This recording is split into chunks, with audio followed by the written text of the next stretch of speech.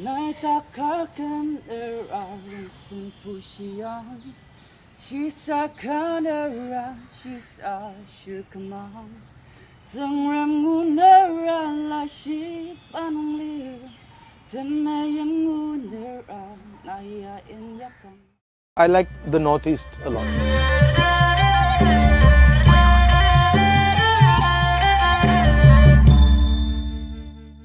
I think one of the central issues is that when I went to school, I never read Naga culture. I don't know what it is. You know the only thing I read about Naga culture when I was in school? Headhunters. That's the only thing I read, right? But that's not true because there's a Naga culture, there's a Naga history, there's a Naga tradition. But Nagas know it, nobody else in India knows it. That's a huge problem. So some of you planning to come to Delhi for the higher studies here? Or do you have some fear to coming Delhi or Mumbai or other big city of India? I do have a fear of racism.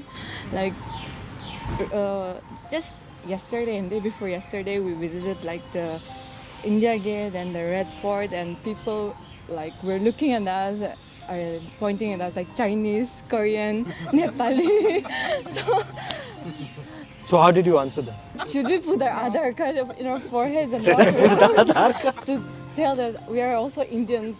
There's a little bit of racism against people from the Northeast and stuff. That exists.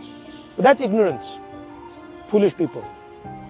So don't worry about it. And I think Northeast should be much more central in India's thinking and vision than it currently is. In your speech in the parliament, which was yesterday, you have stated, if I'm not mistaken, neither the UPI alliance nor the NDA alliance have, have increased production in our country. So can we expect from the India alliance, if it comes to power, can India alliance assure the youth of our country, like to increase production in our country and also to solve unemployment crisis in our country? If you want to seriously start creating employment in the country, you have to transform the economic system of the country.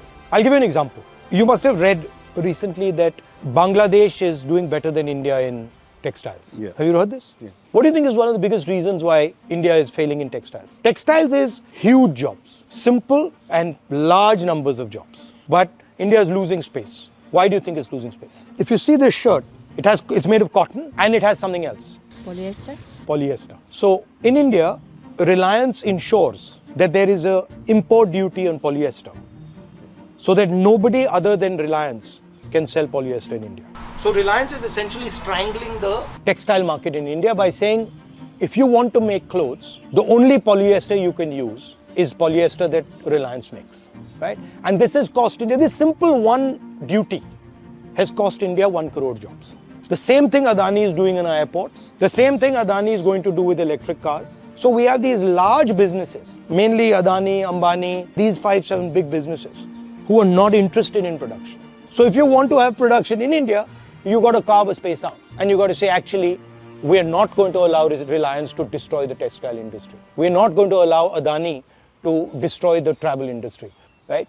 So that's really the reason why we're not getting jobs. Big opportunity is coming, right? Because we're changing the way we move. You see that car there? Uska bonnet kholo zara.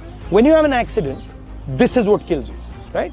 And the reason it kills you is that this thing, when it gets hit by something, has massive energy going backwards. So the entire car is designed to hold this engine in place and to stop the engine from flying into you and killing you. Yeah. I mean, why is this? They're teaching you all these fancy things, they're not teaching the most basic thing. There is an explosion taking place inside this engine every time you start it. Oh. Right? So if you start it, start karo. This. Now this is sounding not very loud, but actually this is a 4-cylinder engine, there are 4 cylinders, there's explosions taking place in this. Bar like that. This needs to be 300 kilos to control the explosion. Okay? Now, how does this run? The fuel. Fuel tank. Yeah. So here, there is another thing in the back. Yeah. Fuel. Which is also an explosive, right? Because if you don't separate that from the guys in the car and you have an impact, then they're going to either die with this or they're going to die with that. So the entire car is designed to make sure that these two things don't kill the passengers. Now, what happens when you have an electric motor? This centralized power suddenly becomes decentralized, right? Now you have one motor here, one motor there, one motor there and one motor there. When you have an accident, what happens? Nothing happens. Nothing happens. So what you've done is you've decentralized the engine. And because you've decentralized the engine, you've completely reshaped the car. And you don't need metals. The amount of metal that will be used will drop completely. The structure will completely change. If you've noticed an electric car, there's no protection in the middle. The battery itself becomes the protection. What is actually happening is decentralization of power, right? That's exactly what a robot is. A robot is this divided into thousands.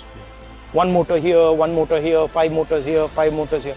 And what is going to be the structure around where that is going to take place? It's going to be the battery, it's going to be the motor.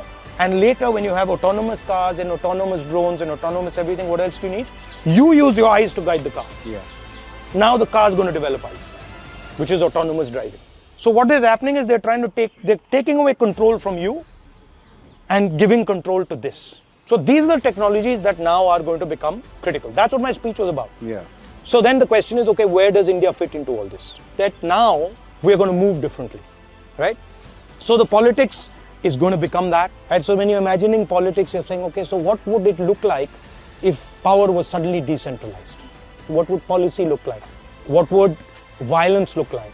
What would war look like? Everything going to change.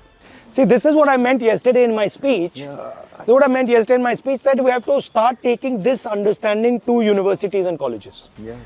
What happens? What is the first thing that happens when a paradigm shift takes place? Politically, what happens? Everybody will disagree, I think. No, the first thing that happens is superpowers die, right? So the British power was built on steam. The moment we went to petrol, their entire architecture is built on steam and coal, and suddenly the new architecture is petrol, they die. Today, the United States, the West, and India's architecture is all built on petrol. We're in trouble. We have to quickly now start moving aggressively to that.